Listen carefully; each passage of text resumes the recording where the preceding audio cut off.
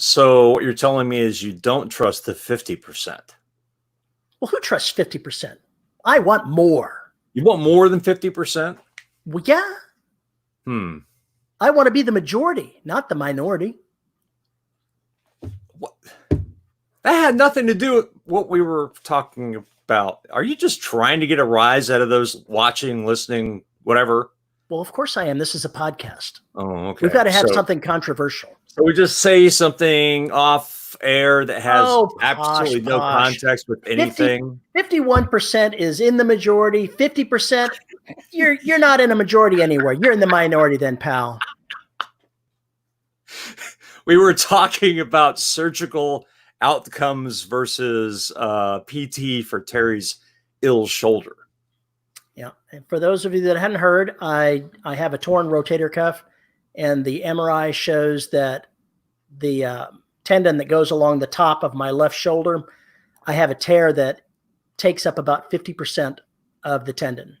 So my doctor's visit was less than enlightening because I couldn't get them to actually commit to recommending a treatment.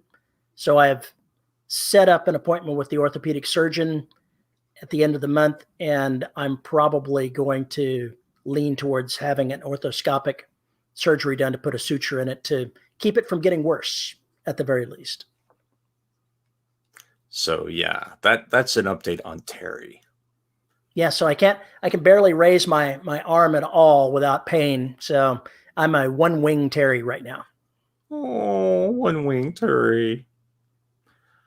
I see that for those of you that are, drinking for cats, we have a special guest today. We have Grace sleeping here joining us. So nobody's touched her crazy button yet. So she hasn't bit anybody, but maybe the night's young. It could still happen. And as I mentioned in chat, there has been an appearance of a water bottle already. So that should tell you the kind of day it's going to be. So yeah, be careful. Be careful. We still have not talked about this drinking game thing. Suggested rules for drinking game. We haven't started that yet. But anyway. We should start a Facebook thread for the most outrageous rules. They would come up with some really bizarre ones, I'm sure. Oh, yeah. Does a sleeping cat really count? That's a good question. I don't think it counts if he moves the camera, personally. Okay. Well, I can buy into that. I think that was just a show and tell. See, because I've picked up cats before too. So where does the line get drawn? That's different than moving the camera. If you're grasping to make interactivity, I think it's on purpose. We'll let it slide. But if you're moving the camera around, it's an issue. I move the camera, I move the cat. Sounds like I'm the one responsible. Terry is God of his own little cat kingdom. Actually, no, he's the servant in his own. I am the chief servant of the cat colony. There's got to be a word for that. I think it's called cat owner. In German, it's called the Kibbelmeister. The Kibbelmeister, yeah. Food guy. I get back from Austin after a week of being away. Yeah, here we go. She was making a run for it, so I snagged her. Butler, you ruined everything. So I come back from Austin, get out, start unpacking my stuff, get through the door. Luna is, of course, very happy to see me. Keko comes bounding down the stairs, stops and just stares at me with the look of death. And I didn't see Shadow for about 3 hours because he was so pissed at me. He wouldn't talk to me. He didn't want anything to do with me. We're done now, bitch. Yeah, until he pounced on my toes. It was kind of like, hey, I love you, but I'm really not. I'm just, I'm glad you're home, but fuck off. I need a minute. I need a minute.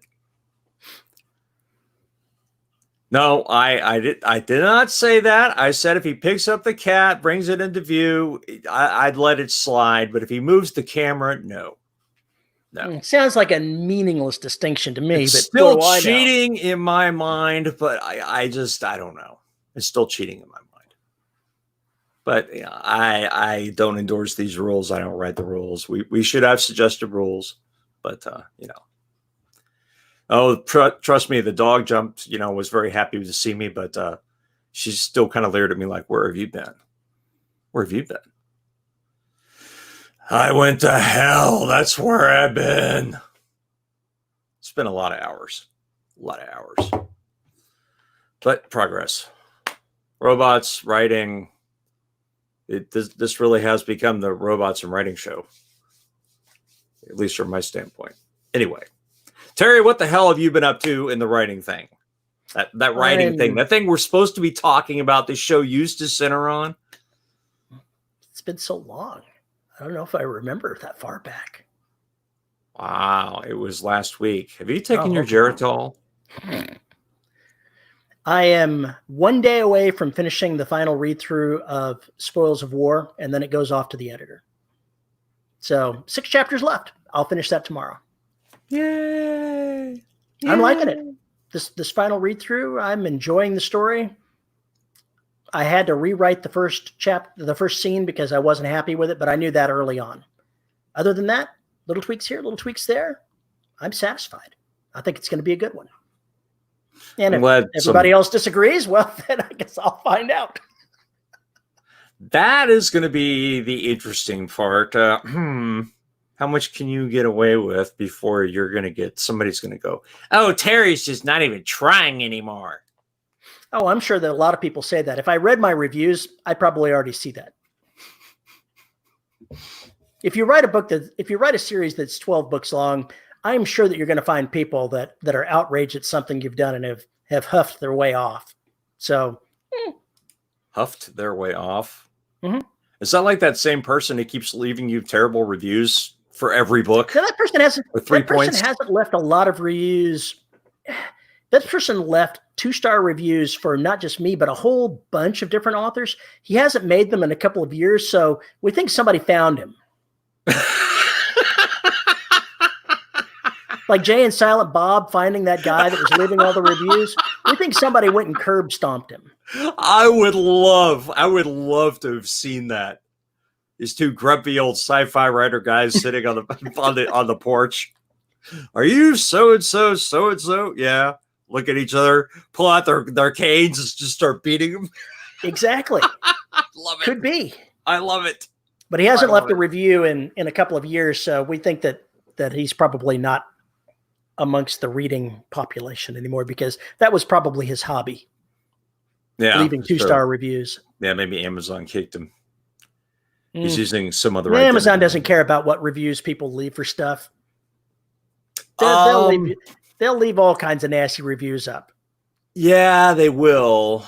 And they do a lot of really stupid things. But he may have gotten caught on YouTube and then canceled his Amazon account.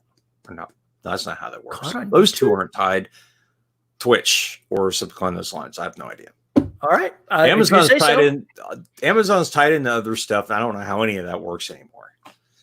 I don't know how. You're getting old like I am. I am. But another 5 years, you won't even care anymore. Why 5 years? Why not now? How old are you? Stop caring now. How old are you right now? 49. So I'm 55, 56, something like that. Mid-50s. I'm crying. By the time you're my age, young man.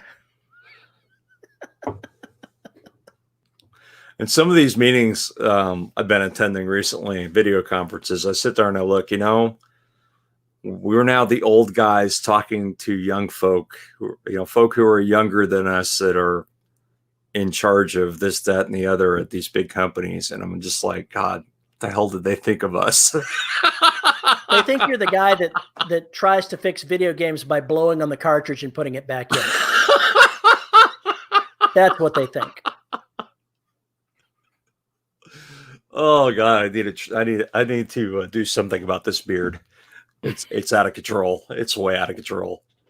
I had a bug I was dealing with, and at dinner I just was like,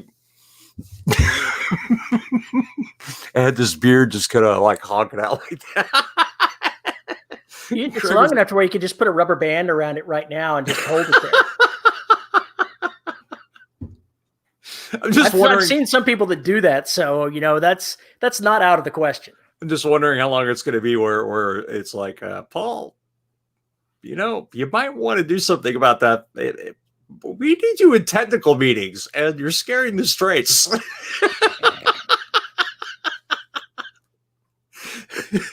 To use the line from Bill Murray. Oh man. Anyway, yeah. That's how my week went. Robots and code. We knew this was going to be your busy week. Huh? We knew this was going to be a busy week for you. Yeah, I'm going to be off for the next 2 weeks, at least from Austin, but I'll be going there right back after July 4th for another week probably. I just hope it won't be an emergency kind of week. But yeah, the robot, it like went crazy and we can't make it stop moving. So could you like drive up here real fast? Oh no, we got it.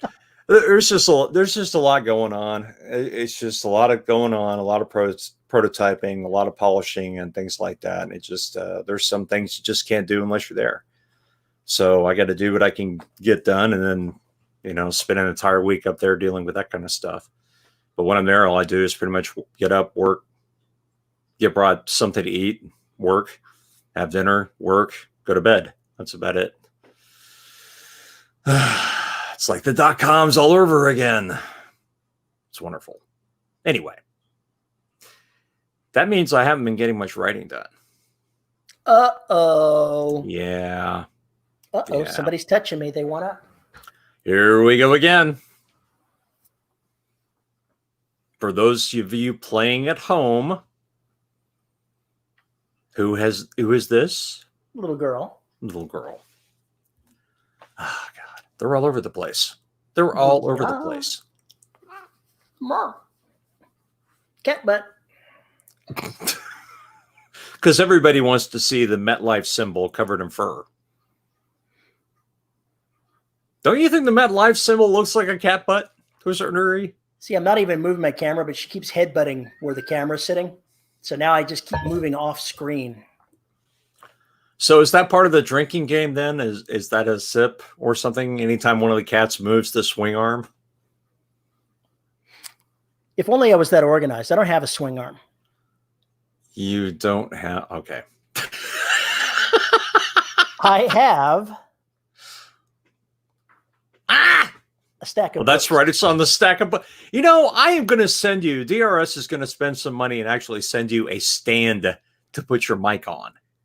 It's not like it sits on my desk anytime other than the show, so I don't see or your camera, rather, not your mic, your camera.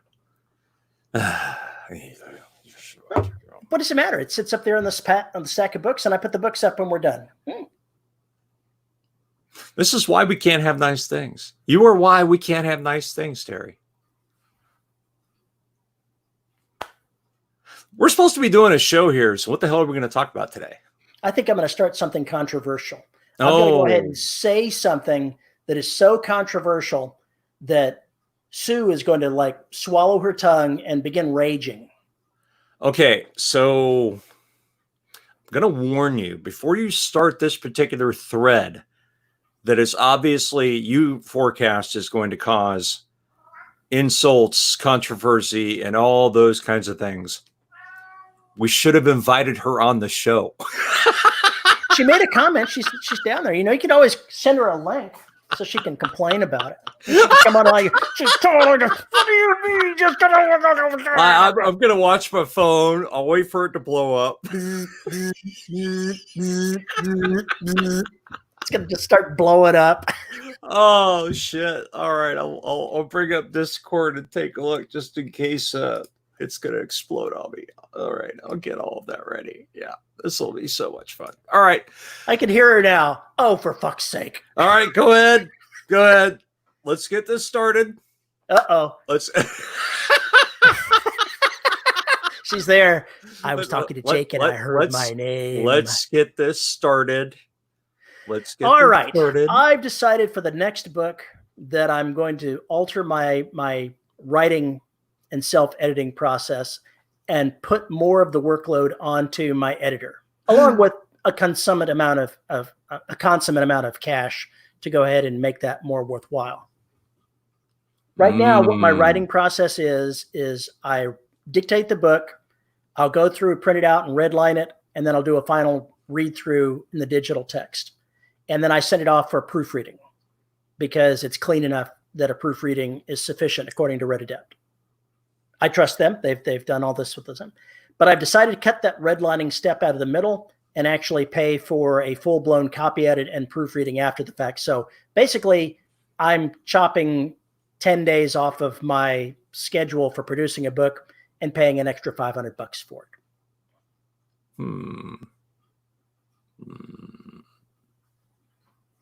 Okay. And I want to know what do you think about that? Is that controversial? I don't think it's controversial necessarily. I don't think she's going to beat you with a chair. Is this the same Sue? Are we talking about the same Sue here? I'm not going to, you know what? I am not going to try and speak on her behalf or peer into her brain. She asked, why would you think that would bother me? And I actually didn't think that it would bother you, but it's always fun to stir controversy. Even if it's fake controversy. This is a podcast. No. Here we go. Here's what V brings up immediately. I think the work can benefit from it based on what she's seen in books. What does that even mean? Seen in whose books? And benefit from me doing this or benefit from me not doing this? He used to go through the extra pass before sending it to the editor. Now he's talking about not doing that extra pass and sending it to the editor. Right now, for all of the last sets of books that I've done, I've just had a proofread done. So I haven't had any of the full-blown copy editings to do anything with consistency or anything like that. I haven't been paying for that. I've been doing it myself. Right. So now you're talking about paying for it. Pretty much. As part of things. I'm not sure that they do consistency checking. I haven't seen that on their list.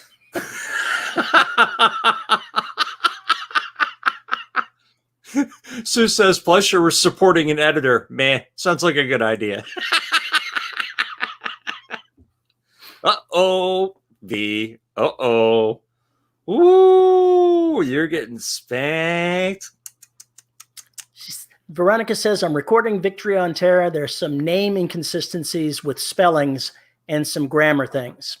The grammar things I can see slipping by. I'm curious what the name inconsistencies are because I'd fix those. I don't know that I know anything about any name inconsistencies. Yeah, but I'm not sure. The question is, would taking a read through of mine out make it worse when I'm adding a copy edit to go along with the proofread? So I don't know. It might make it better.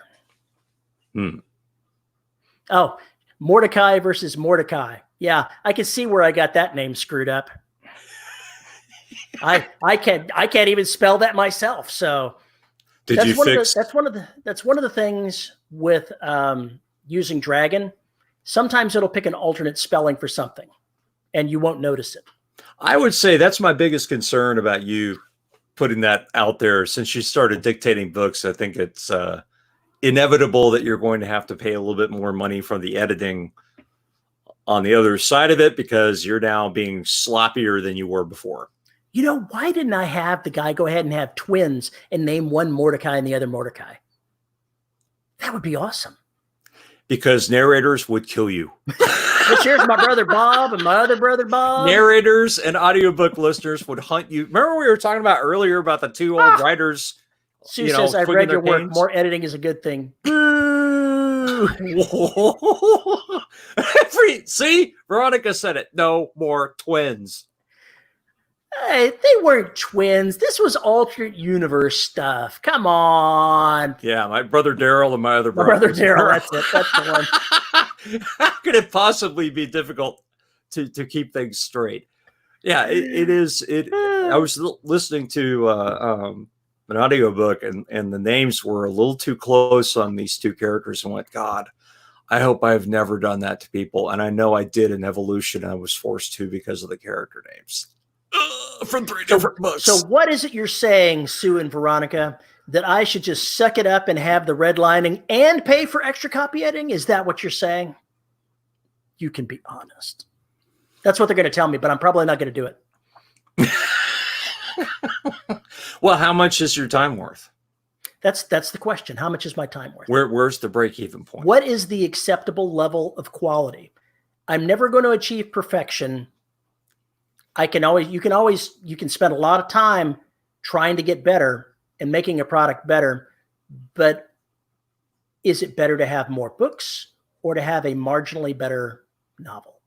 That's the question. Sue's so mean to me. Pretty much.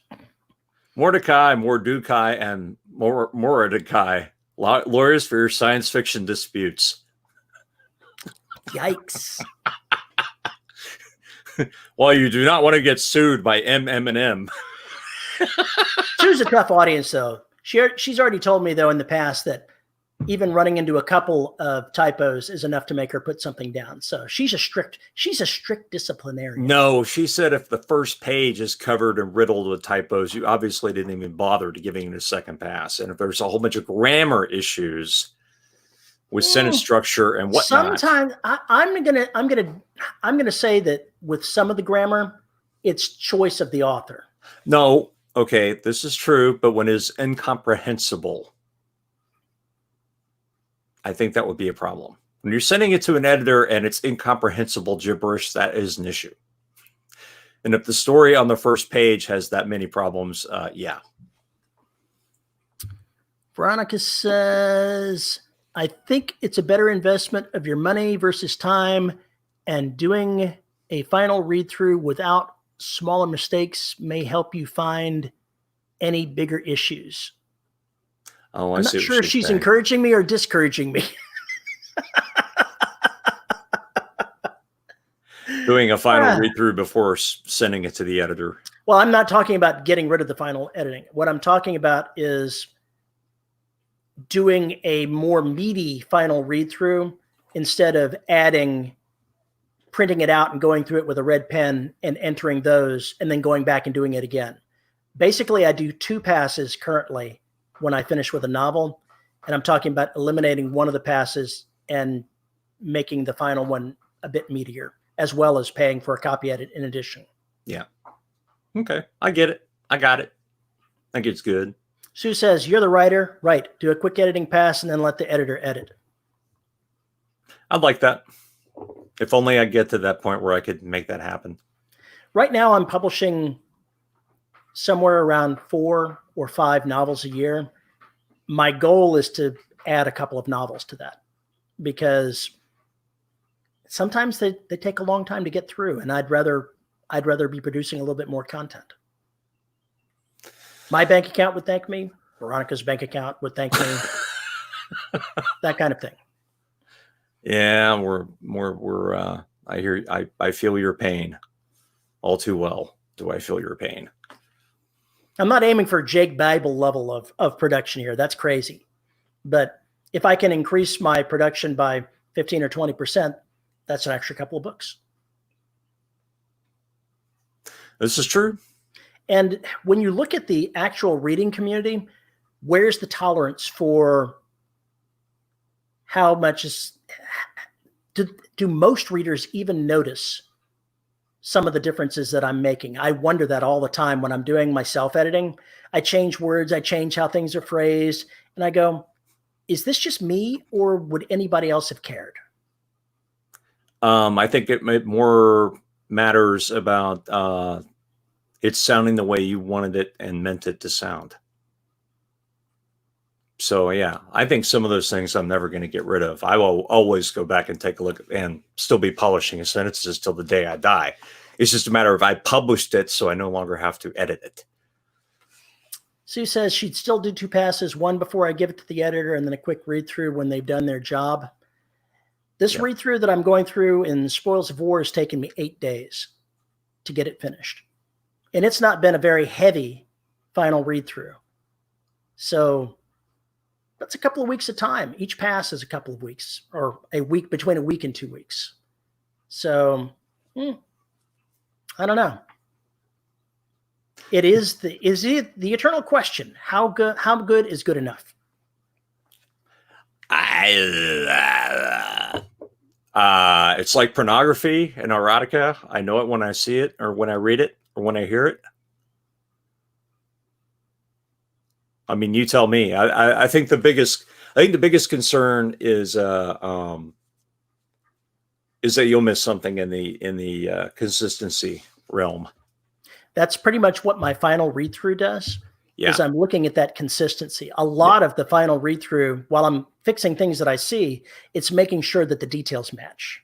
That is my very last read. That's what it's for. Well, it's up to because you I to do worry what you do, about man. that. It's up to you to do what you do. If you find an editor that you like and likes your work and is possibly a fan of your work, then you're in really, really good shape, because if you guys get that relationship going on, then it makes it a hell of a lot easier to know what you can get away with and what you're not going to be able to get away with. And sometimes you have to trust them to tell you what you can't get away with.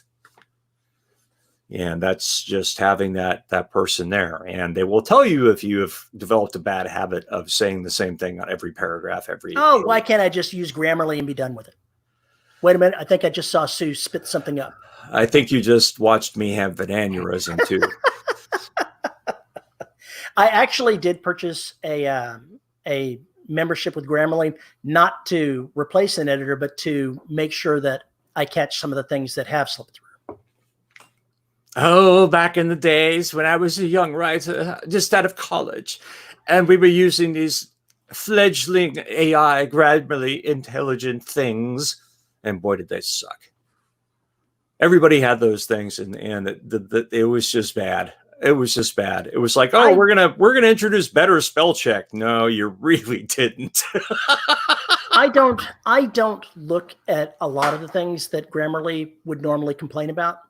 I care if it pumps something. I look at it and I go, oh, I did miss a word there. It would make more sense if I tweaked it a little bit here.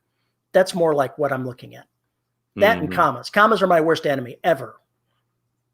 Commas and semicolons. If you don't know how to use a semicolon, don't use it. Commas, you kind of have to know how to use to a certain degree.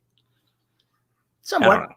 Commas are optional. Just no commas at all. We're just going to get rid of those suckers. At some point, you just need to pick up Strunk and White's Elements of Style, which I still think... Never, ever recommend anybody read that dry piece of junk. If you want to know when to use commas, pick it up and read the fucking section about how to use a fucking comma, or a semicolon for that matter, or a goddamn compound phrase. If you want to know what the English language is supposed to look like, read the fucking book. I have it on my shelf. I can't say that I've ever read it. Oh, for fuck's sake. It's a reference book. It is not a fiction book, not a nonfiction book. It is a reference book. And if you're a writer and you're starting out, it is a very wonderful thing to have so that you know what it's supposed to look like. Or you could go read a book and actually look at, how it's put together, and that would help too. I could be wrong. Anyway, this rant has been given to you by the old man. There we go. Who's not the old man on the show. We will see how the next Empire book goes. If Veronica starts waving her fist and cursing me, I'll know that I've done bad. One of these days, I envision one of us. It's probably going to be you, because you're just this kind of asshole. Will purposely write a book with names that will give her fits. No, I would go ahead and send her the Scottish version of Harry Potter and say, this is what the next book is going to look like. And yeah, I don't know how much she'd charge for that one, but I think it would be a pretty penny. Well, let's see. Your standard rate multiplied by the annoyance factor. That's a 12% markup. And then there's... Sue just proved that she and I are, not anywhere on the same page. She loves semicolons. And yes, I'm saying RTFM. Yes, I am saying RTFM. Are you grabbing another cat? Oh, okay. No, I was opening the blind so one of them could get into the window. Oh my God. There's so much cat maintenance going on in there is. It's a very high maintenance. area here. Jake asked Sue to explain how to use semicolons, and when she got done explaining it, he asked why his English teachers couldn't say it that simply. No, I understand how to use semicolons. I understand where to use them. I just don't. I don't like them. I don't like them. I'd rather go ahead and not use them. But it's not because I don't understand them. I like them because otherwise I'd be writing run-on sentences. I just break up the sentences. That's what I do. I just break up the sentences. Yeah, but sometimes if I do that, they look too short and choppy, especially if I'm narrating them. So the semicolon's a better thing. It's a better fit. I get annoyed with my own writing style and have to go back and fix that. Veronica says that she can do Scottish. I actually bought a print version of the Scottish version of that and sent it to Dave Robeson. He still owes me a couple of pages of that because I was well worth the money, because just even thinking about Dave doing the Scottish version of that and recording it would be amazing. Okay, so ways to punish your editor. Now that we're on this, and since we have them in the audience, ways you can punish your editor. All right, Terry, go. I don't try to punish my editor. I didn't say you try. I said ways to punish your editor. That's what I said.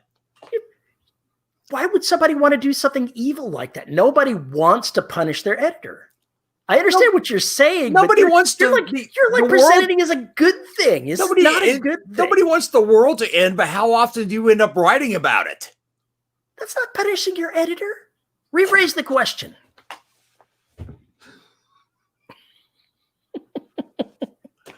I give up. I just give up.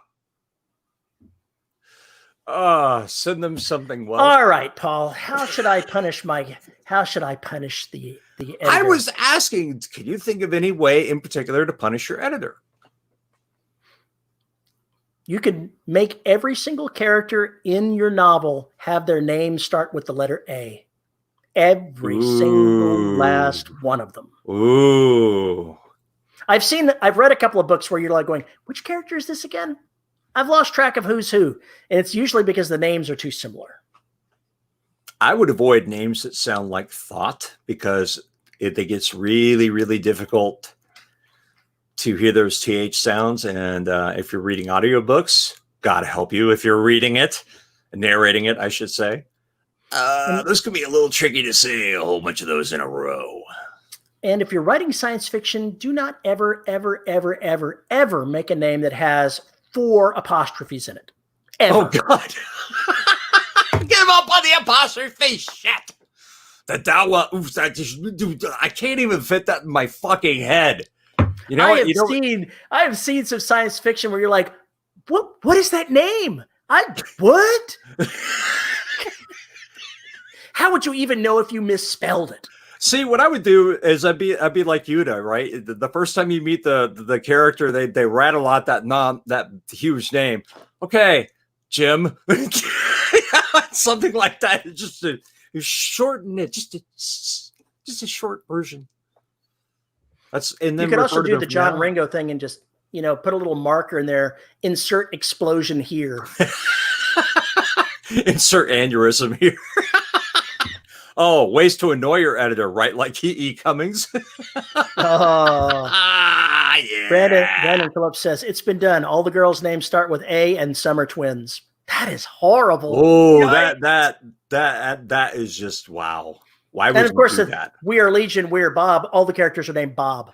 That's rough. That was actually a complaint that my dad had and one of my friends had about reading the book. Narrating the book, the narrator made it very clear which one was which is kind of scary if you think about it, but the audiobook made it a lot easier to keep track of. Yeah, my and my other brother, yeah, something like that. Nah, no thanks. Yeah, don't do that. Not only will it annoy your editor and annoy your narrator, it will annoy your readers. It looks all cool to have this humongous long string of characters and yada yada, but they kind of interfere with story.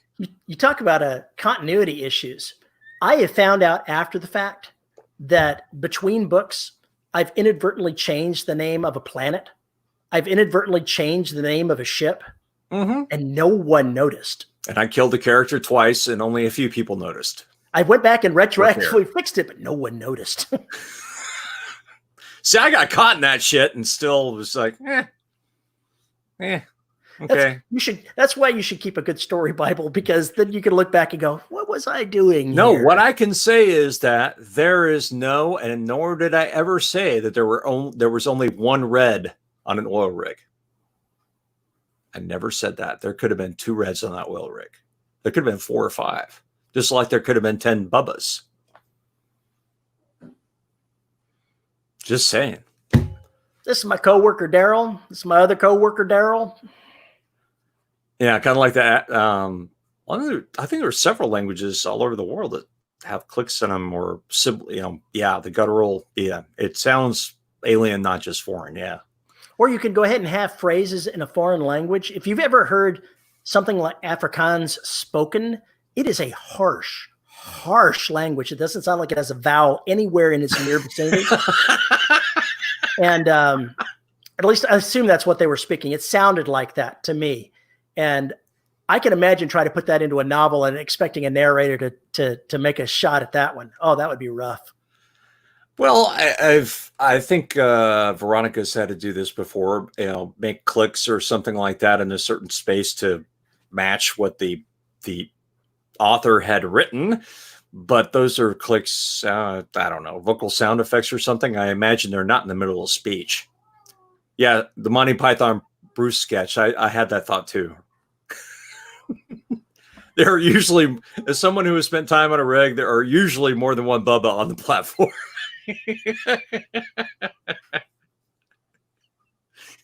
He goes by, this is Bubba. He goes by Bubba. This is Tom. He goes by Bubba. Yeah. This is Red Bubba. This is Blue Bubba.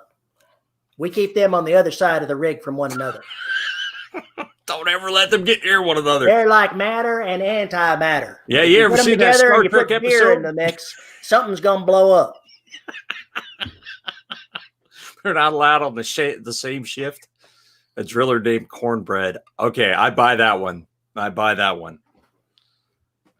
I was in the Army, one of the NCOs in my unit, I saw him one day when I was coming into the barracks. He was talking on the phone, and I exchanged greetings with him and headed up the stairs. And I was at the landing on the stairs when the door to the second floor opened and he stepped out. And I stopped dead in my tracks and looked at the one up there and then at the one down there and then back up at the first one, because they were both in uniform. And I found out that they were twins, both serving in the Army on the same base. Oh. And I wasn't the worst one that they messed up that way. They went by the other guy's office carrying a ladder in the hall. So one twin waving at the commanding officer goes by the ladder, then the other twin waving at him. And apparently the CO just came running out to the hall, was like looking around the door going, did I say what I thought I just saw?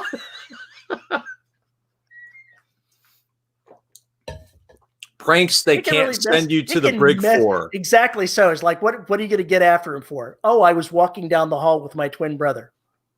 What are you going to do? What are you going to do? Those are the best kind of pranks. I like that. I like that a lot. Wait a minute. Which one of you am I disciplining? Oh, fuck it. We got both of you. Yeah, they've got name tags with their last name on it, so they're both named Porter. So what are you going to do? What are you going to do? Same rank? Same rank. Oh, my God. Twins. Everything. Same unit, so they've got the same patches. It's literally the same person. Oh, their parents. I wonder if they could report to duty at the other guy's unit. That would be against the regulations, but I think they could probably get away with it for a while. I think you probably could get away with it. I bet they did it at least once. I don't know. One of them was a helicopter crew chief. The other one did something else.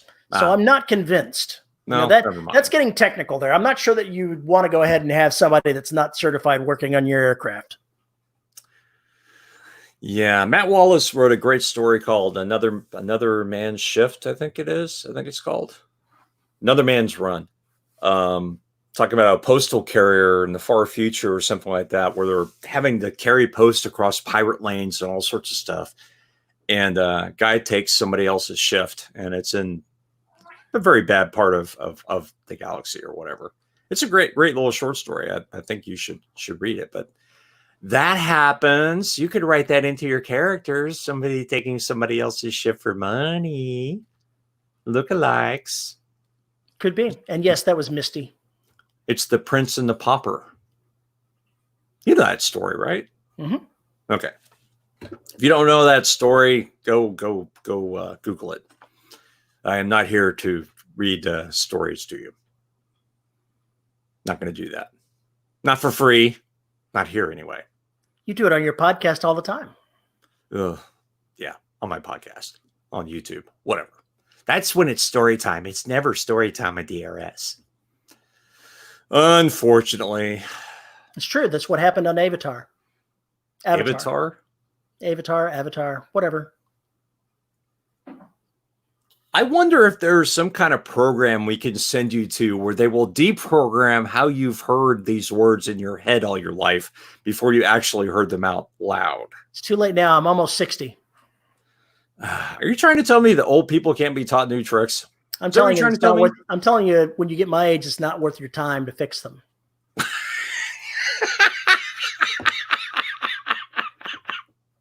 All right, fine.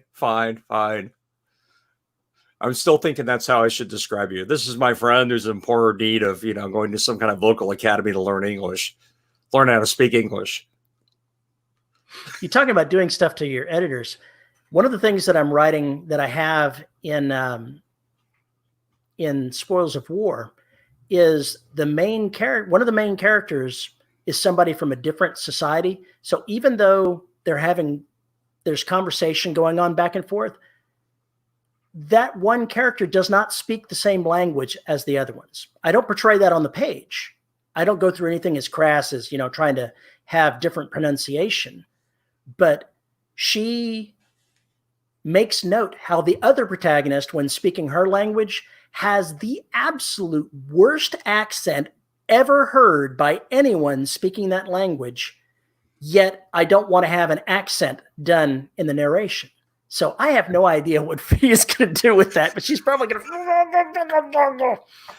I like the way the narrator for The Dark Forest did it, which is, and I'm guessing the writer, I don't know what the writer had originally, but so it's a translation. I don't know what they chose versus what was written.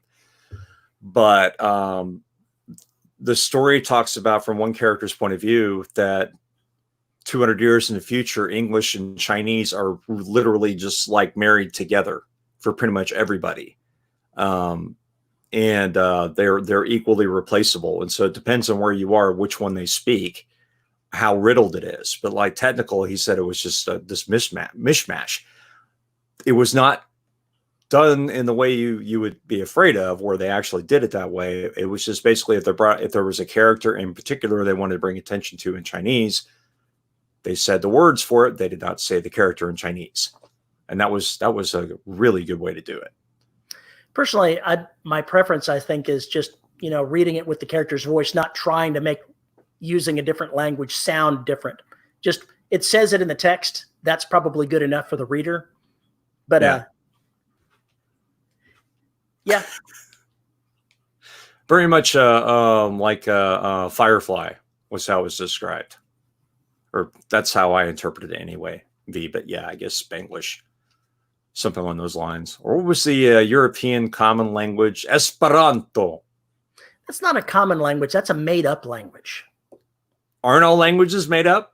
No, literally, Esperanto was an artificial language. Yes, I know.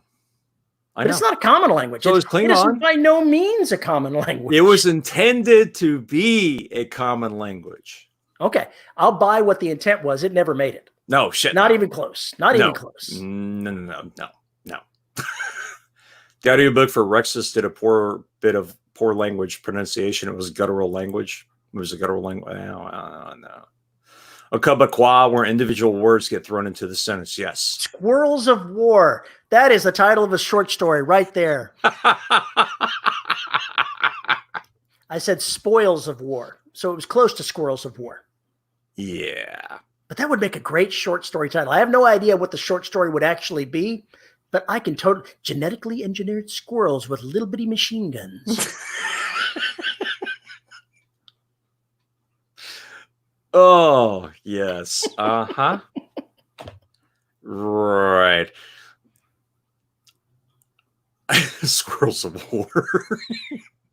Possums of war. Leave the possums out of this. They would use the old battle cry from the 101st from World War II. Nuts. Can't even get developers to use a single language. What chance do you have worldwide? Squirrels or forest rats. Changed my mind. No, not going to change your mind. You're pretty much right. Follow up to Sprouts of Wrath. Armored armadillos in the battlefield. Jeez. It would be the forest battle space. Well, as far as languages go, I could see a common technical language being developed to discuss technical stuff, right? Some kind of shorthand, for instance. A more accomplished or utilitarian shorthand to speak about technical stuff. I can see that being its own language. Veronica says Talbot's trying to keep the bird feeder safe, and Carl's devising an anti-squirrel bird feeder. I saw an engineer that devised a feeder that was squirrel safe. It had like this catapult that threw them back over the fence. Yeah. I was like, "Oh, that's mean." I don't know. That's something my father would do. That is definitely something my father would do. Because oh man, the squirrels kept attacking the bird feeder. Squirrels are not his favorite. No, squirrels are not his favorite. Neither are armadillos because of how much damage they do. Chip and Dale Squirrel Team 2. No. A squirrel catapult was a gift for humanity. Yeah, when are they going to start, 3D printing those? When everybody starts 3D printing one for, to go along with every bird feeder in the world. What happens to the squirrel population? Just think, if you get the squirrel catapult set up just right, it could go through one of the neighbors' windows. So they could be literally just sitting there in their office, and this squirrel suddenly flies through the window, crashes across the desk. Chaos then results. It would be amazing. It would be like the whole scene from, I guess it was Christmas Vacation, where they turned on the outside lights and they were so bright, it was like blinding everything in sight. It gave everybody sunburn. Yeah, don't look over here. We've got a portable sun. Squirrels grow wings eventually. Yeah, this is the old adage, one day a lemming will fly. Yeah. Airborne squirrels with their little steel helmets. I know they can glide, but actually being flown across things, that's a completely different animal. That's a completely different animal. Anyway, what else you got, man? It's 3:45 and I'm exhausted.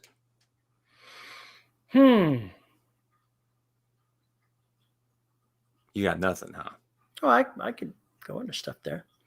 One of the things that I've smoothed down with writing out Spoils of War is the fact that a lot of the things that are going on are from the point of view of a 12-year-old. And I haven't really treated this character like much of a 12-year-old. One of the readers on my Patreon said that she reminds him of Seven of Nine, like a young Seven of Nine. Just more adultish than she should be. Kind of a little bit robotic in a way. And that's pretty much where I was intending to go. But having a 12-year-old involved in a Marine-style shootout, that was an interesting scene to write. And I wonder how that's going to be interpreted by some. I'm sure somebody will get offended. Fuck them. But it was fun to write. As long as you're having fun. It'll be interesting to see how Veronica compares Kelsey and 124. 124. I saw that more people quit that book panel. The story on Publishers Weekly. Oh, I missed something. What are we talking about? I haven't seen the news in like a week, folks. So you're gonna have to clue me in here. If there's an I don't know update what on book panel we're talking about. There's an update on or from Publishers Weekly. I want to hear it because we love the gossip. gossip. I have to look it up. More people quit that book panel. Hey, JR's here. Holy crap. Hi, JR. How do you evaluate the viability of your online presence? Our podcast has a Twitter, but is it worth the time, minimal though it is? I wouldn't bother about validating your online presence. I mean, it's going to be what it is. What are you going to try to do? Draw people into it? It's not like it's a business as far as your online presence. If people choose to come there, be available for them. That's really all you can do. Online presence is a little bit tricky. Sometimes it's better to stay in the dark. I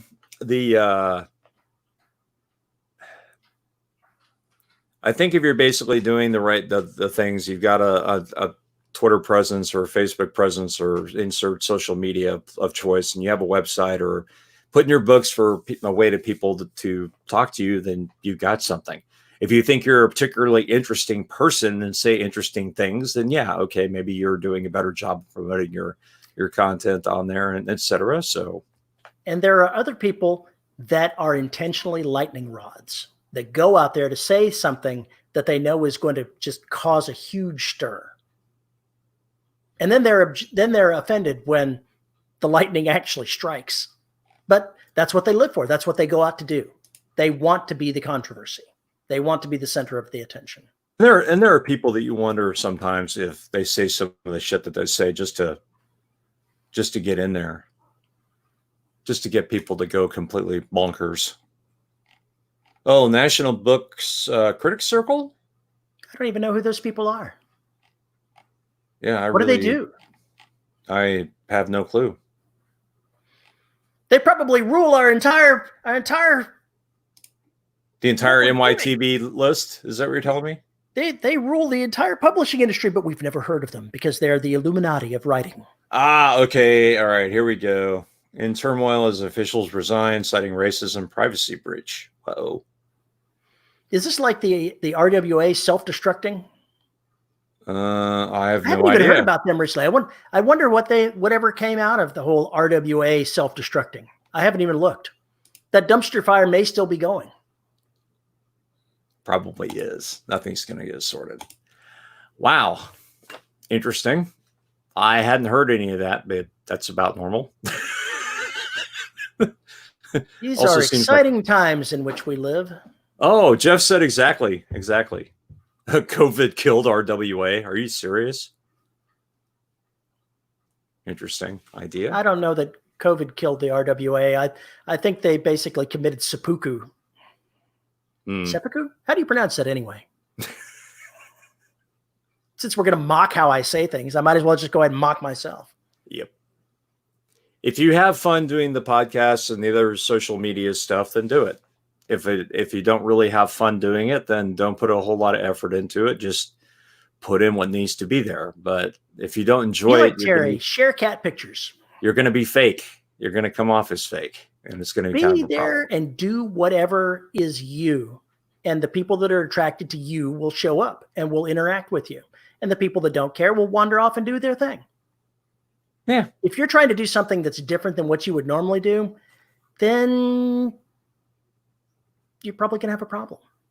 Yeah, that would be an issue. Might as well blame COVID. How do you figure out where to use your time? Podcast is phone. The presence is what I am looking to figure out. Dude. What do you hope to accomplish with the presence? That's what I'm asking. You're talking about three different things here. You've got something to do as an author, something to do as a podcaster, something to do as for your brand. For my social media presence, what I do is make myself available for people that would like to interact with me. I put myself out there as honestly as I can be, doing the things that I find fun, and that's the person that somebody gets together with. JR says he'd like to sell more books, obviously. Then I am sorry to tell you that social media is not for you. If your purpose is to sell something, people don't go to social media to be sold things to. They go there to interact with somebody that they find interesting. And maybe they'll go buy a book. Maybe they won't. But if you're looking to sell more books, advertising is where you need to go. Social media is not going to do it for you. Now, back in the old days, you could do things like an Amazon Rush. You could do or Kindle Rush, whatever they called it back in the day. I don't even remember anymore. You could do release things like that, have a huge community push. It was easier to rally things, but it kind of fizzled out because they kind of stopped it from meaning anything. It's like, oh, you great, you trended for the whole 2 hours, yay! It just doesn't do what it used to do, and people just aren't kind of gathered around that. I know some authors have a really big community, and they can still rather rally people around it to get something like that going. But I think it's a lot more difficult these days because there's so much noise. And back then there wasn't nearly as much noise. It was easier to find folks who It's like trying to get something out on Twitter. Oh, or like trying to get something else on Facebook. It's the same mess. Twitter's harder for an individual to make something happen on than Facebook. But neither one does very much. No, please, let's not start that debate. Well, I'm not talking about making something happen like causing a group outrage about something. No. I wasn't either. But trying to find folks or have folks find you because you create stuff that they would like is very goddamn difficult. It's hard no matter where it is. The advertising is becoming more and more something that is going to become part of what authors have to do to get noticed, sadly and unfortunately. Because at some point in the future, it would not surprise me if places like Amazon removed the also bots and you were only seeing the people that actually paid money on those pages. And that is what it certainly looks like. And for a long time, I've wondered if that's really the way it is.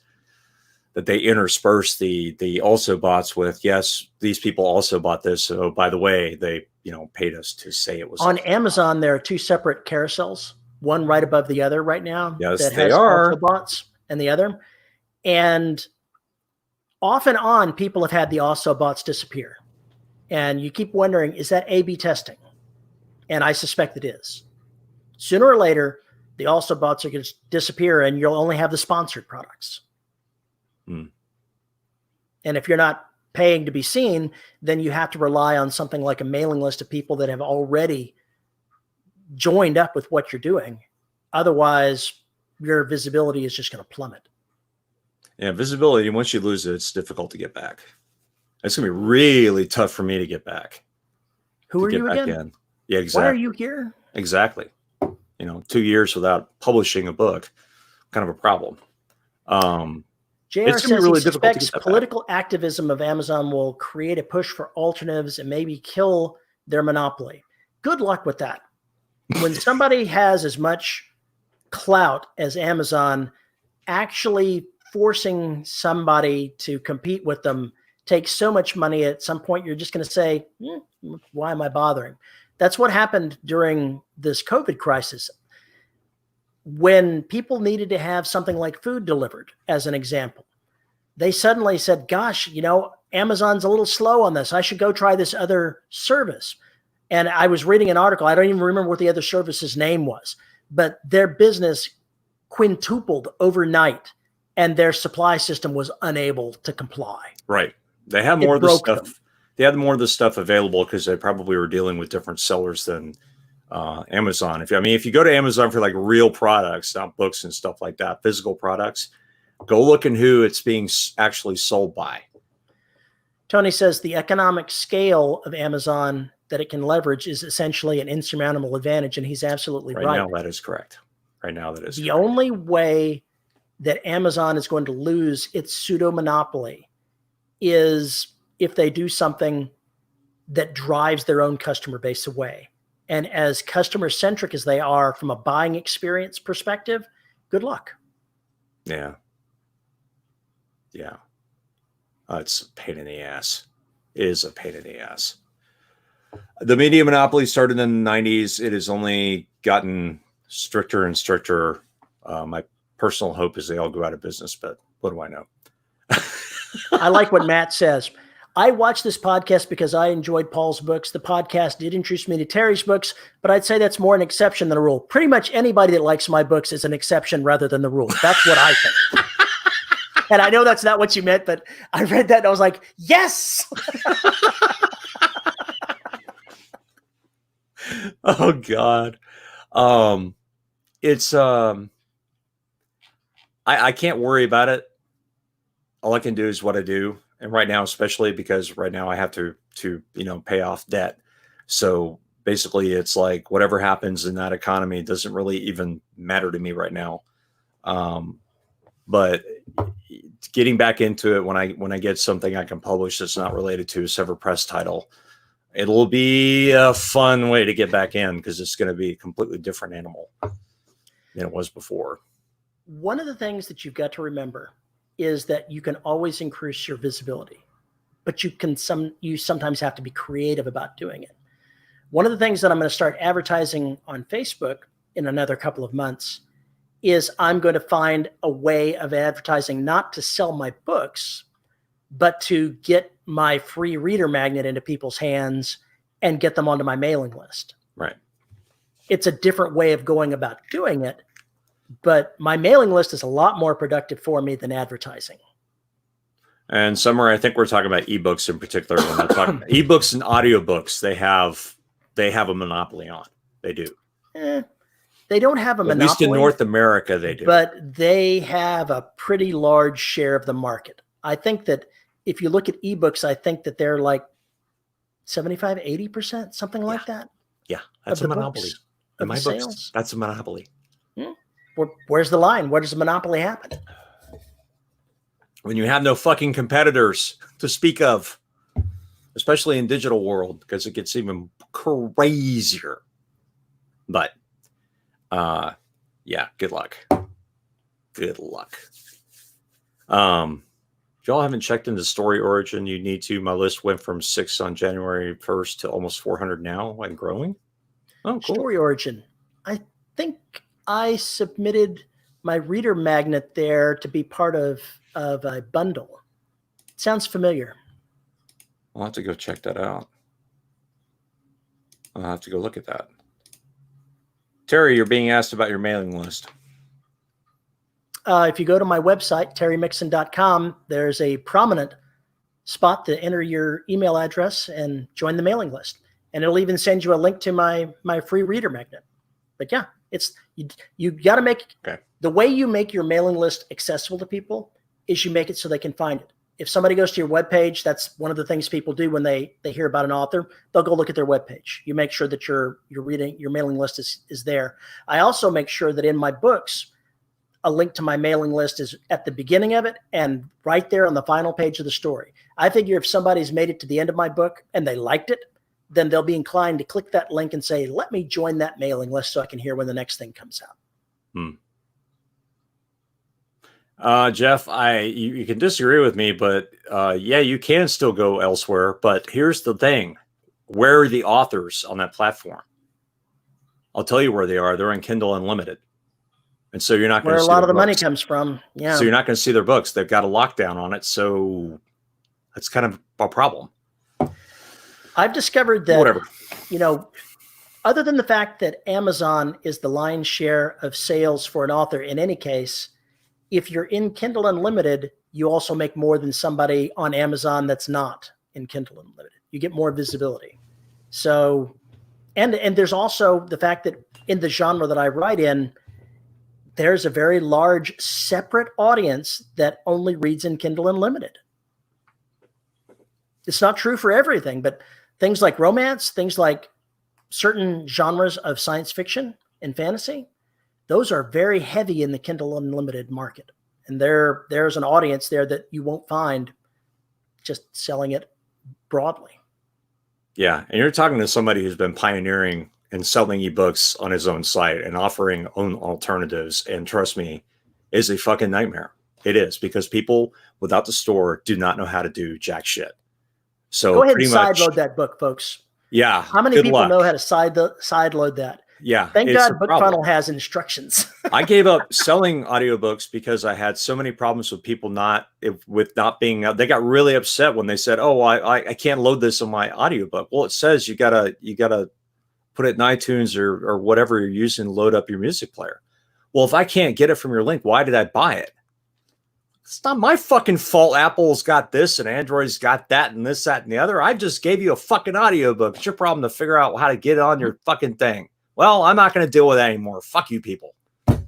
Done with it. Yeah. Matt Baker says, like Cory Doctorow says, your biggest enemy isn't theft, it's obscurity. And Yes, that's an absolutely true thing. That's true.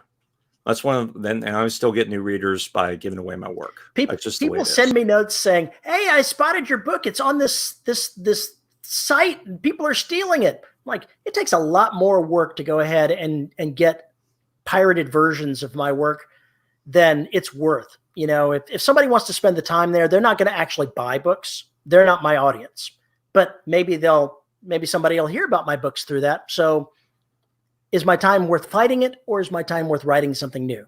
I'd rather write something new than fight against the theft. What I'd fight for is people making money off my work. That's different from them giving it away. That's a very big different thing. If they're selling my work and making money off of it and I'm not getting any of the profits, then we have a problem. Because you're not supposed to do that. That's not allowed. You want to steal my work and give it away for free? Tough shit, motherfucker. I already did it. Customer Service by Paul Cooley. We'll start caring when you stop calling. No, it was just so goddamn frustrating. I mean, I'm screaming about it, and I understand the problem completely. I do. And it's extremely fucking difficult to do anything independent. They have made it really difficult. And people just, in general, do not know how to do it. Especially if a large part of your audience is between the ages of 35 and 50. This is kind of not exactly technology they grew up with as opposed to the kids. And if they're not geeky enough, it makes it a problem. So you run into the same kind of problems when you look at places like Facebook, because obviously they don't have a direct competitor because they've either run them out of business or bought them up. The fact that the government is looking at antitrust cases against Google, against Facebook, against Amazon, maybe one of those days that will result in a lessening of the chokehold that those tech organizations have. But I wouldn't hold my breath that it's going to happen anytime soon. No. The only thing that took down Microsoft was Microsoft. Yeah. Sometimes you are indeed your own worst enemy. Microsoft is the only company that could take down Microsoft, and boy, did they fucking do it. I mean, like holy AT&T shit. back when it was broken up. Yeah. Standard Oil back in the day. Yeah, but Microsoft was its own worst enemy. It just kept putting out shittier products, and Apple kept putting out better products. And Apple started engaging the open source community, and Microsoft made us the enemy. And well, look what happened. Yeah. Now they're begging Microsoft for the open source what, community. 95, 96% of the market, and Apple's still down in the single digits. How does that work? Oh, really? Go look at the enterprise. Oh, did you hear the sound of his the outrage in his voice? Go look at the enterprise. Go look at the enterprise. More Linux servers are running on Microsoft's cloud than Microsoft servers. Now, I'm not kidding you. I said that to be honest truth, provocative, and I got my response that I was hoping for. The outrage. That's not true, Matt. That's not true. If you're not paying for the product, you are the product. That is not true in the world of open source. I totally believe that's true.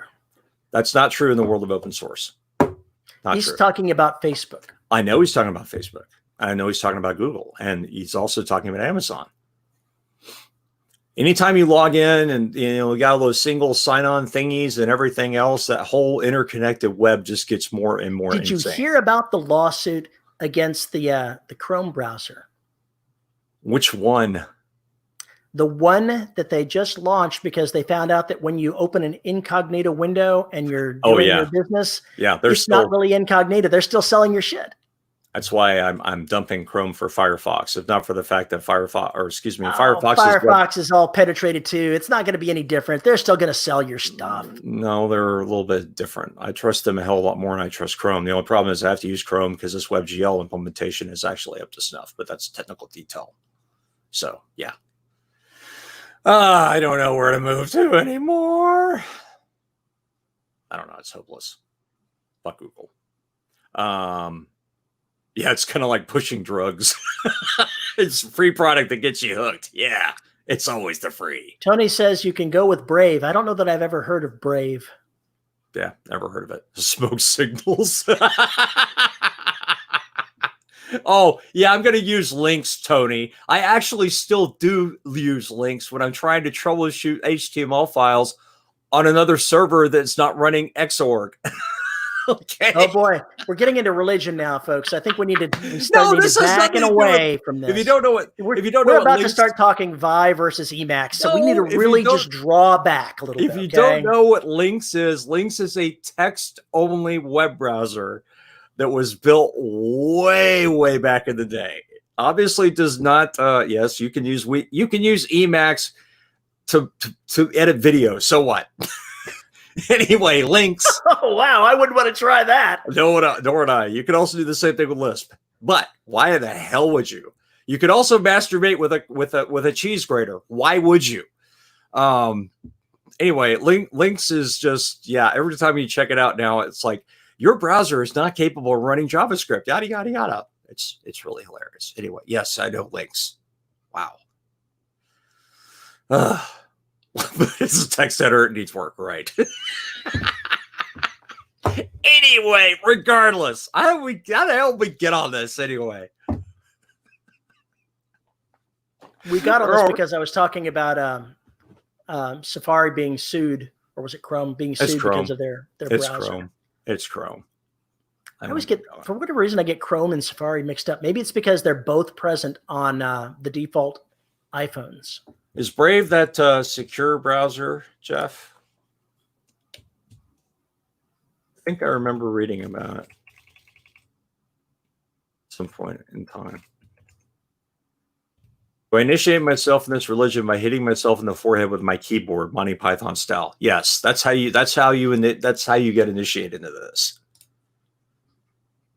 Okay, ad free, yada yada yada, blah blah blah. Okay, I'll take a look. So, folks, what kind of questions would you have for us right now? What things, other than us, causing controversy in this episode, what controversy would you like to introduce? Because I guarantee that, you pick one of us to argue a side in an argument, we'll go ahead and do that for you. Vi, threat or menace? The sad thing is when I joined NASA, I learned from an old school guy, so I learned Vi rather than Emacs. I think I would have much rather learned to do the work on there in Emacs, and I never really got away from Vi. Yeah. DuckDuckGo I've been using as a search engine. What do you guys think is your biggest strength as a writer? Characters. Telling stories that involve the characters being involved in what's happening. I think that's my biggest strength as a writer. Nerd, you're a fucking nerd, and no one likes you, and no one likes you. We're gonna get DMCA'd. Wonderful. If you haven't seen Hot Tub Time Machine, do yourself a favor and watch it anyway. We are not discussing that film again on here ever again. I'm not sure. I guess writing the suspense parts, although I'd like to think I'm pretty damn good at character as well. But I think part of the suspense, thriller, and horror is making people care about the character. So I must be doing something right. You keep a lot of plot points in the air too. Yeah, and I think I'm better at closing them than you are. What? We'll find out. Are you saying I've left something like an alien species just hanging out there in the middle of my novel, never to go back to it? Oh my God! How dare you say that? I think we'll know when I finish book 5. Plan to get back on the publishing train when I write something else I can publish myself. And Nathan says the talk in the last 10 minutes might as well have been in Russian. That's just what we were going. I think that was not a tech guy. That's what I think I'm hearing. Dean, I think you asked a question about starting to write. Literally, just like Phoenix said, it's just something you do and keep doing it, and you practice and you read and you learn how stories are told and you learn how to put all those things together. But it is not an overnight process, and it takes time. It took me, and you're gonna suck. It took me years of first writing books, because I got to the point to where I came into writing backwards. I was a disgruntled reader that kept going, I could write something better than that. oh my God, that's crap. Why do people even publish this stuff? So I started reading writing books and going, yeah, maybe I could write a book. And then I finally started writing it, and it was terrible, and I got better. And here I am now, having backed into the whole writing thing. I'm not one of those kids that started, oh, when I was 5, I knew that I wanted to write this thing. That was not me. I respect the people that were that way. That was not me. Just start writing. I wrote to entertain myself. I wrote because I didn't have many friends, and I wrote and I wrote and I wrote, and that's what I did. At what point is a series too long? Summer Wilson asks. Certain number of books, or just when it gets stale?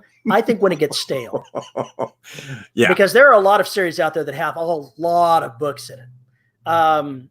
If you look at Nora Roberts, she writes under the name J.D. Robb, and she writes her In-Depth series. I think there are over 50 books in that series at this point. And it's still going strong because there's still an audience that enjoys what's happening. Yeah, as long as the writer is not bored, then I think it's okay. Unless you're like writing Sherlock Holmes and you're ready to kill the guy by throwing him off Reichenbach Falls.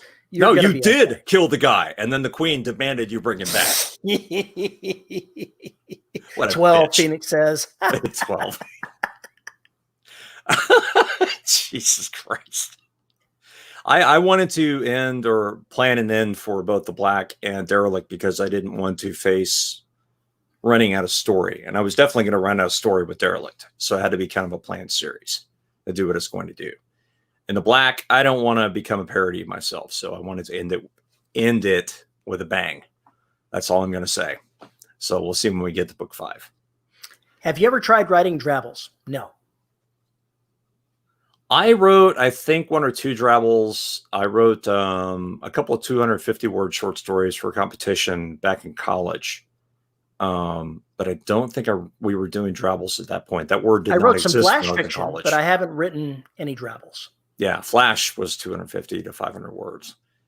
I think Flash is anything under 1,000. I can't remember, Maybe. But it's very short. Whatever it is, it's been a long time. Yeah, we were just told to enter this competition for a 250-word short story, and it was fucking hard. Yeah, it was hard. Writing something shorter is harder than writing something longer.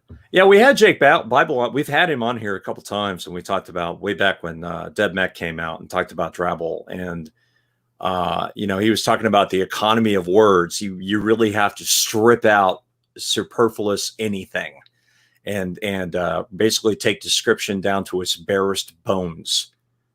And it was really interesting to hear him talk about that. But in English, there was translated a series in space opera called Perry Rodan. It's a German serial fiction, science fiction that's been going on for many decades. They did 118 issues of it translated into English, but in German, it's somewhere above issue 5,000 at this point. And obviously, it's still got an audience that reads it. They've got multiple authors that write in this. I can't even begin to imagine the story Bible that these people have to make something like that work. But it's proof that you can write something as long as there's a desire to keep reading it. And after our conversation with Yuta, it certainly sounds like, in thinking of the global audience, it's a very different playing field than what we're used to. And serials are really ruling down there. You know what kills certain styles of writing in the United States? Traditional publishers. They think they know what the market will bear, and so they will only buy the things that they're looking for. The ones that are experimenting inside the indie market, whether it's inside this country or not, they'll find success where there's an audience. Whatever they're writing, whatever they're doing, you don't have to be constrained by the models of what has worked in the past. If you want to try something crazy, do it. Go ahead and try it, and you may find that it's successful. This is really funny. Piers Anthony wrote a 30 to 40 book trilogy that is still going. Is he still alive? Yeah. Phoenix, you say you love Death and Robots. We can't imagine writing anything that short. Why? I bet each one of those little episodes accounts for 5,000 to 7,000 words in a short story. Easy. Sue says Janet Abanovich started out with One for the Money, and she's lost track of what it is. It's over 20. It is over 20. I read her, for the longest time, but I stopped because the story got stale. It became, I'm reading a variant of the exact previous novel with the things that are going on. It's always Morelli's hot and Ranger, he's hot too, but in a totally different way. And other things are going on. And the trick of those books is they were fresh and new and refreshing, and they became episodic in a repeating way. And that was bad. Yeah. When you start repeating the story, I think that's when the series has got done. When you look at this book and go, didn't I just read this? Wasn't it just like the last two books? That's kind of the way I felt when I finished the third book of The Expanse. Was, wait a minute, didn't we just fucking do this in the first book? Why are we doing this the third time? What the hell? Yeah, Sue Grafton's Alphabet series. Sadly, she died while writing Z, and so it will never appear. Yeah. What is a lock screen ad, Tony? Tony, when you hold your Kindle and you bring your Kindle to life, it'll have an ad on that. That's what a lock screen ad is. Ooh, that would annoy the shit out of me as a reader. Ooh.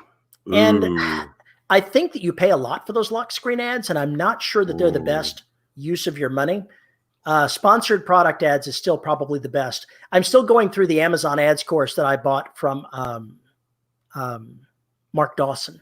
So I've already heard that part, and they've got a new issue of it coming out with a new series for Amazon ads written by an insider that's talking about what works and what doesn't work from the perspective of somebody that actually worked in the ads department at Amazon. And if you're going to do something like the ad lock ads, you're probably going to be paying a lot of money, and you're not going to get nearly as much success as you would think. Yeah, I think the conversion would be pretty bad. Like I said, if I was a reader, I'd be pissed. If I saw that, I'd be just pissed. I went ahead and paid the lower price to get the Kindle product with the ads, because I don't care. When I turn the machine on, it's there. When I open the book, it's gone. Who cares? I would still be annoyed. I've actually bought one book by seeing an ad for it after all this time that I've been using it. So I don't think that those ads work very well. Not for books. Maybe they would work better for something else, but I don't think they work so well for books. Yeah. Right. What else you people got? Ever sold you a book? Discover more writers to this podcast than through anything other than personal recommendations. That is the hell of it. If finding new writers is always a pain in the ass, because you have to find people who are reading those writers to find them. One of the things that I still have to get deeper into the advertising courses to find out, but keywords and authors that are similar to you, when you start building these ads, you've got to already know who's close to you. You've got to know what the lookalike audience already is before you can advertise effectively. Yep, and that's something I've never done effectively at all. Sue says she stopped around 16. I suspect that's roughly where I stopped. And I was sad because Stephanie Plum was an amazing character. I would definitely like to know what's going on, but the stories became repetitive. I really hope that in the future they broke out of the mold. I really do. We hope.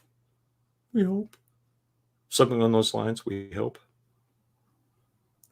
Amazon Top 100 is your friend to find writers to target. Sadly, they don't give you author rankings anymore. I used to like to know where I was sitting in the author rankings. Anyone still targeting other author names in Amazon ads, or did they crack down on that? I think that you can still target other people in the ads. I mean, that you intentionally, if you're looking at being in thrillers, targeting thriller authors is what goes on. Mark Dawson targets himself so that he's the first one on the search results for Mark Dawson to keep other people from doing it. So I don't think that Amazon ads targeting other authors is necessarily verboten. No, just not in your blurbs. Okay. Not in your blurbs, no, but in your ads, you can absolutely target other authors. Oh, interesting. So you can say, comparable to a Stephen King or something like that, or whatever. Basically, when you're creating an Amazon ad, you put keywords in, and you can pay for a specific brand of ad that specifically targets another product or author. Okay. I got you. I'm not too familiar with it, so I don't know, but I'll learn more about that. It's like 12 hours of Amazon ads videos that I still need to go through, and about the same amount for Facebook. I've paid the $750 for the course. I probably should go ahead and finish the course, so I can, actually learn something. Yeah, you probably should. When I made my first ad for Amazon, I went through and I looked at the top 100 authors in the sales rank for the genre that I write in. And then I went to the also bots for them. And my keyword list is literally titles and authors from then. And that ad has been running for literally 2 years now. Literally 2 years. It still makes more money than it loses. And that is the exception for the rule with those kind of ads. They usually drop dead after a while. But I think that a lot of the authors are repeats because, they're the perennial people that are on top of those. So by doing that, I'm not getting the most bang for my buck, but I'm getting something that has legs because it's still going. Well, shit, if it's consistent, why change it? Why worry about it? Well, I put it out there to see what it did, and then it never dropped dead, and it still produces more in read through than I'm spending on it. I spend a whopping $5 a day. Oh my gosh. I'm just a big spender when it comes to ads. Come, it's still breathing. Shoot it.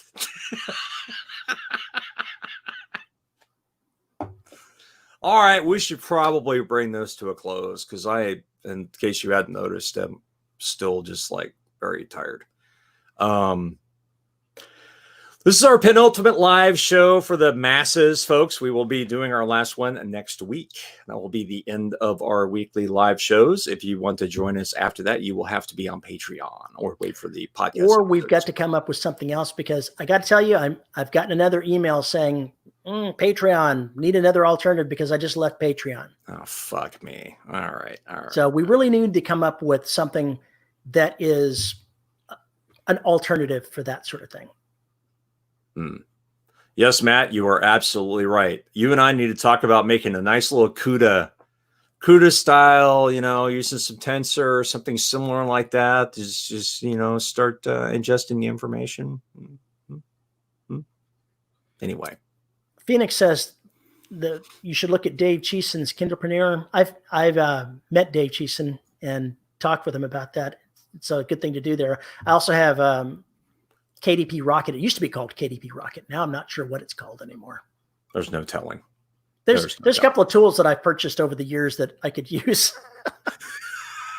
Actually, that may be the same tool. Not sure. Matt, I just got a Publisher Rocket is what it is now. NVIDIA Jetson Xavier, the MVX. Oh, that's what I'm playing with now. Oh yeah, baby.